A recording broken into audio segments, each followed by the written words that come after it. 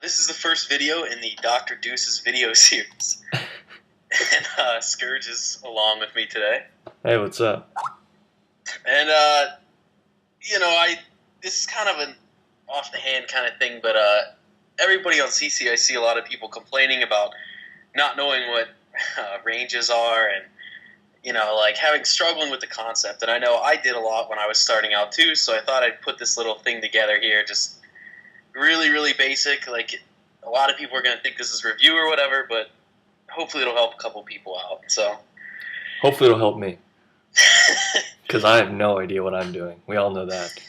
And we have some poker cards, and we have Fish right here. He supports ranges. He loves that kind of stuff. So, all right, let's get started. So what will we be talking about today? What is a range? How can we construct said range? And how do I know I'm right? How do you know how to put a range together? I'm never right, so that's how I know.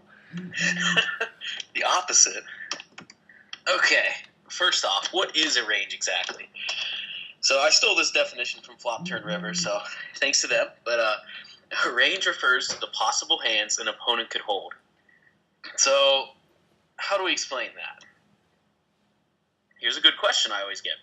Why do we need a range? Can't you just analyze and figure out what hands a villain has? Mike McDermott did it in Rounders. And Scourge, what is the answer to that one? No! No, it's not. That is not how it works. Ranges are important because in any given spot, a villain could play a certain number of hands the same way.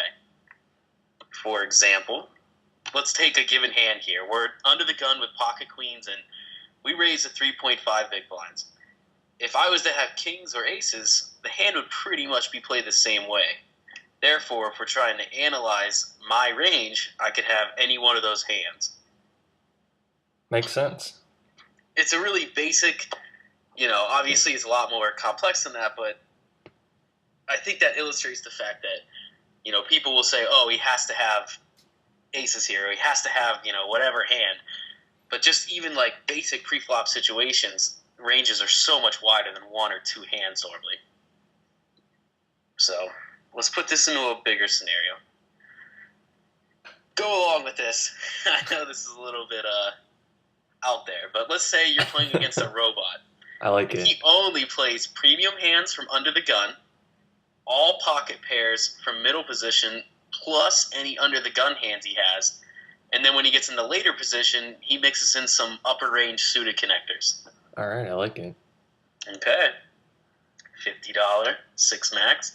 The robot raises the $3 under the gun. So what could he possibly have here? Well, since he's a robot and he's only playing premiums from under the gun, we can assign him a range of only premium hands. That's kind of like a standard quote-unquote premium range, I guess. I don't see many people, that's kind of like what people kind of assume. Pocket jacks are better, and then ace-king off are better. Yep. Kind of, I don't know, what do you think about that? But yeah, I mean, I'd say that's a pretty standard premium range. I think for 6 max, people might toss in ace-queen there too, but looks pretty standard. Pretty tight, but, he's a robot. What does he know? Yeah, he's a tag robot. So what did we learn from this? That means that the robot has to have one of these hands above. So we want to play hands that can combat that range well. Now that I think is a little bit more adjusting to ranges, which we're not really going to get into here, but I don't know if people like this or whatever, maybe we'll make a second one with, how to adjust to a range and playing hands that play well against tight ranges and et cetera, et cetera. But let's take another scenario here. Same thing, $50. The robot is in late position now, and he raises the 3 big blinds. Since we know the robot only plays certain hands from late position, we can give him a bigger range here. So he's still got his under-the-gun premium hands, ace-king off, and jacks are better. He also has all his pocket pairs, which he likes to play in middle position, which add in because he's now in late position. And he's got some suited connectors. So he could have anything from those ranges of hands above. Um, Obviously, it's going to be tougher to play against that range of hands because he can have a variety of hands compared to when he's under the gun and he can only have premium hands. Cool. Wider range. We don't know what he has. Lots of hands. There we go. Okay, let's sum that up real quick. Obviously, yeah, you're never going to be playing against a robot like that, but it gives, hopefully a basic foundation here. So a range is any hand a villain could currently be holding. We assign ranges to villains based on their tendencies in an attempt to hand read. If you have feel free to jump in here if you have anything I missed. Well, I think that's about it. Although I would like to contest the point about not ever playing against a robot, because I don't know. There's some players out there. You can get in there and you know their range. That's true. That's true. There are some nits out there, like Ducky. He's always got aces. Okay, so follow-up question. So how do we know what hands they play? Because obviously we're not going to be playing against robots. Position. Arguably, this is the most important aspect of defining a range, is what position the villain is in. Pre-flop, at least. Pre-flop, yeah. Correct, pre-flop, yeah. Most players tend to play tighter under the gun and looser as we move towards the button, and then super loose, as I put it, on the button. And I'm sure everybody's heard that phrase of money moves clockwise around the table up to the button, because it's obviously harder to play out of position. So when you play a tighter range under the gun, you're not being put in as many marginal spots as, if you were playing in the blinds or whatever. So since we make more money in position, we play more hands in position. And as a result, ranges tend to be wider when we're dealing with opponents in late position or on the button because they're playing a wider range of hands. Does that make sense? Yeah. Yeah, I think that's kind of straightforward, but, as we're in position, we're obviously going to be playing more hands, so ranges are going to be wider. Yeah. I don't know, I didn't see in the slideshow earlier if you touched on player types. Not quite. We're getting there. All right. I don't want to jump the gun or anything, but... there we go, dealing with adjustments. Not all players are aware of position. What is that anyway? Some are more aggro, others more passive. This is kind of my general statement, but most micro-stakes fish are just playing their cards. They're not worrying about others. And now, I think that is believable, like at 2 and 4 NL. It feels like at 10 NL, people kind of start becoming more aware and such. But yeah, I don't know what you think. I would add to that even at up to like 10 NL and maybe a little bit 25 NL as well, they're aware that you have cards now. Like they know that you have cards, and they pay a little bit of attention to your actions, but they're not necessarily putting you on a range so much as like a gut feeling about what your play means. So yeah, I agree with that. I think that's true too. And both of these mix to help us draw conclusions about other players' ranges. So if a player is more aggressive, we can put more hands in its range. But if villain is more passive, I think we can take some of the more marginal hands out. Note, obviously everyone's playing ace-ace pre-flop under the gun. But an aggro player might play like king-jack off from under the gun, while a passive player would fold. Or limp. Or limp, yeah. Getting tricky now. Oh boy. But yeah, I think that's like an obviously really basic example, but I think for some aggro players, as you see them go to showdown and whatnot, if you see them raise 6-5 suited under the gun and go to showdown, you can start widening their under the gun pre-flop range. But more passive guys are definitely going to be folding that, showing up with more like, paint, like ace-10 or ace-jack, something like that, or king-10, not as many suited connectors and such. Mm-hmm. So how do you know if you put the right range together? You don't. This can be the tricky part. It's sad. I think, honestly, I was thinking about when I was putting this together, and, like, it seems really basic, like, I'll just put them on a range of hands. But I think that is the reason poker is profitable, is because deception, putting people on, if your range is so far off and you're not making plus EV calls, you're going to lose.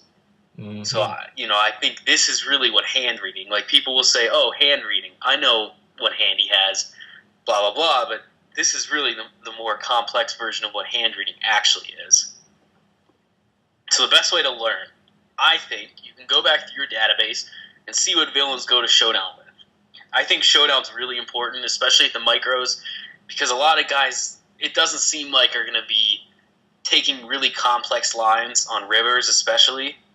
Like, when they're betting the river, they're bluffing or they're big value betting. Like, there's not a ton of these, like, super tricky check-raise lines and, stuff like that. So I think that's the best way, at least at your specific level in the micros, to find out what kind of hands villains are going to Showdown with, and then start kind of coming up with what you think their range could be in certain spots. Yeah, I agree. I think that Showdown's really important because it just kind of gives you some insight into what lines people are actually taking, what common lines show up, because even amidst different player types, there's common trends on different limits. Yeah, I agree. I don't know what you think. I'd like to hear what you have to say, but I mean, I've played up to about 50, not mixing on 100 NL online, and like, I don't know, I actually feel like up until about 25, at least from like 2, 5, and 10, a lot of guys don't mix their pre-flop ranges up a whole lot. Like, it seems like most of the regs, at least, who are like grinders, will just like play the same hands from positions. Like, they'll throw in a couple hands on different tables, but for the most part, they have like, it's almost like they have a chart. Like, this is what I play under the gun. This is what I play in middle. This is what I play in, on the button and such. I agree. I think that ranges are pretty static for almost all players. And then when they're not static, it's because their range is just so wide that you can't really even narrow it to call it a range, really. It's just like this blob that kind of narrows down as you go a little bit. But I'd say that most players who are like lag or tag, they're playing pretty much the same hands in the same ways from the same places. Yeah. And the key point, so if villain always has the nuts, he's probably playing a tighter range. However, if he's showing up with hands like 7-8 suited, it's not much of a stretch to throw that into his under the gun range. I just mean that because I've explained this to people before, and they'll say, well, okay, he was under UTG, so I took all suited connectors out. But when he's playing a middle position, he's raising 6-5 suited. And I understand. Like, I thought that too when I was first coming up. Like, okay, he's UTG. That means he's only playing these hands. And, like, again, like you just said, that's perfect, the blob thing, kind of. Like, most of these guys have a general way they play, whether it be aggressive or passive, and they kind of, depending on where they're at, float around any range of hands there. Yep. So don't be afraid if, to throw a couple hands in there beyond what you may think. Yeah, I would say that the biggest mistake that you can make is narrowing a range too quickly or trying to get too precise when you don't have enough info to do so. I'd say keeping wider, erring on the side of wider is better than thinner. Definitely. I agree with that too. I think especially when we make our money value betting in the micros, giving people too tight of a range means we're not value betting enough. Yeah, for sure. So, all right. Summary. Cliffs for everybody who wasn't paying attention. We know you're out there. Yeah. Tyler, I know it's you. Make ranges to analyze or read hands, not just one particular hand. Like, remember, just because Mike McDermott in Rounders, folds top 2 or whatever, that was probably a bad fold, actually, if you want to look at the range that KGB could be on that side hand. Yeah, maybe in a later video we could take the big hands from Rounders and actually analyze them. Yeah. But, it's not like that, that kind of stuff does not actually happen. Second, ranges can be anything from like 2 or 3 hands to a broad array. There's no defined number. And I hear that too. Like, people will ask me, how many hands can I put in his range? Well, honestly, you can put any hands in his range, any amount of hands. If you want to say anything about that. Yeah, well, I mean, the thing about a range is that you start off from all the hands, and then it's the actions that define what they can end up with, because they would or wouldn't take that action with certain parts of their range. So I mean, it's not a magic number. It's just taking hands out of the range over time as actions accumulate. There you go. Position is key when it comes to ranges. I think we touched on that for a while. Can you read the above statement? I can't emphasize enough. It seems like, I don't know, I mean, people will say, oh yeah, I know position matters, and then, call a 3x out of position with like 8-9 off, and it's just, it kills me. But position is so key in this game. And last, adjust ranges according to new information and player tendencies, exactly what you were saying. Like, you start out with everything, and then as you learn more about players, you broaden or narrow it down. All right. There we go. That was a pretty quick video. So this koala here, he's really happy. He knows about ranges now, and these penguins are dancing because they just found out what ranges are too. Because they got happy feet. Yeah. There you go. Oh, we're breaking the jokes out here. Okay. Oh, yeah. So this was Constructing a Range 101, and thanks for watching. This is Deuces. And Scourge. And thanks for watching. Bye.